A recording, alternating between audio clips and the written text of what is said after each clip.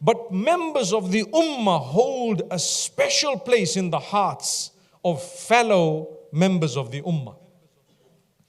So when I see my brothers and sisters in pain in Palestine, I am in pain.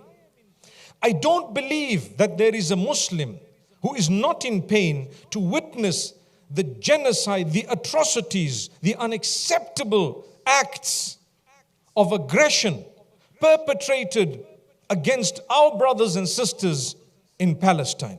I don't believe there is a Muslim who is not hurt by that. I don't believe there is a Muslim who does not feel that something needs to be done. But each one of us has a different capacity.